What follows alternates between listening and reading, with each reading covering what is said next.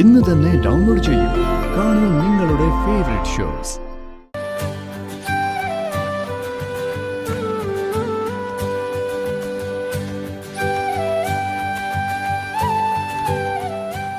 എന്തൊരു സമാധാനം. എനിക്കും സമാധാനായി. അച്ഛൻ മറ്റൊരു കുഴപ്പമില്ലാതെ തിരിച്ചു വന്നതോടെ എനിക്ക് പഴയതിനേക്കാളും ഇരട്ടിയായി ഈശ്വരവിശ്വാസം. അതെന്താ? നമ്മൾ വിചാരിക്കുന്ന കാര്യങ്ങള് അതേപടി നടന്നില്ലെങ്കിൽ ഈശ്വരവിശ്വാസം കുറയൂ? അതല്ല, ഞാൻ എത്ര വിഷമിക്കുകയും മനസ്സുരുകയും ചെയ്തെന്ന് രാജുവിനറിയോ? അതൊക്കെ എനിക്കറിയാം. ഞാൻ പ്രാർത്ഥിച്ച പ്രാർത്ഥനകളെല്ലാം എന്റെ ദൈവങ്ങൾ കേട്ടു. എന്റെ അച്ഛന്റെ അസുഖങ്ങളും മാറ്റിത്തന്നു. അതൊക്കെ ഇരിക്കട്ടെ. ഏതൊക്കെ അമ്പലങ്ങളിലാ വഴിപാട് നടന്നിരിക്കുന്ന? അത് ഒത്തിരി അമ്പലങ്ങളുണ്ട്. ഒരാഴ്ചയോളം വേണം എല്ലായിടത്തും പോവാൻ. രാജുവിന് സഹായിച്ചാ മതി. അതൊക്കെ ഞാൻ സഹായിക്കാം. ഞാനും ഈശ്വരവിശ്വാസി തന്നെയാ, അല്ലാതെ നിരീശ്വരവാദിയൊന്നും അല്ല. ഇനിയും പ്രാർത്ഥനകളുണ്ട്. അതിനും വഴിപാട് നേർച്ചയുണ്ടോ?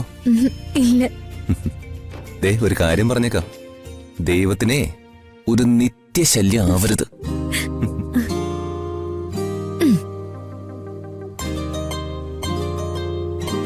അച്ഛന് പഴയതുപോലെ ആരോഗ്യം തിരിച്ചു കിട്ടണം. അച്ഛൻ പഴയതുപോലെ മന്ത്രിയാവണം. അതാ എന്റെ അടുത്ത പ്രാർത്ഥന. സാറിന്റെ ആരോഗ്യമൊക്കെ തിരിച്ചു കിട്ടും. പക്ഷേ പഴയതുപോലെ മന്ത്രിയാവുന്ന കാര്യത്തില് എനിക്കത്ര ഉറപ്പില്ല. ഇത് വിഷമിക്കണ്ട. സാറ് വീണ തക്കത്തിന് ആനന്ദംപിള്ള പാർട്ടിയിൽ പിടിമുറുക്കിയത്.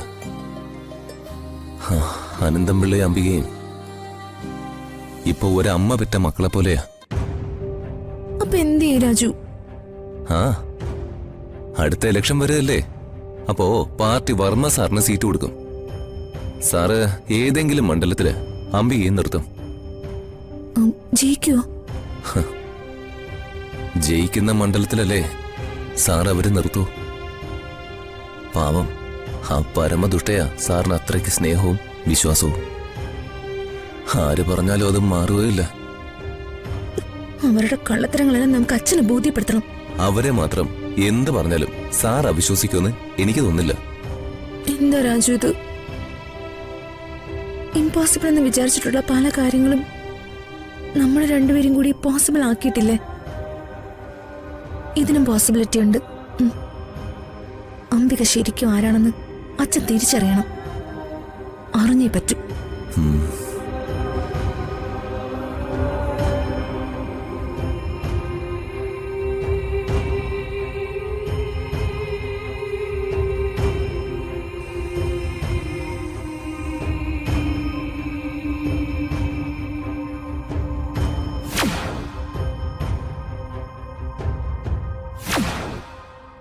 എന്നാലും അതാരായിരിക്കും?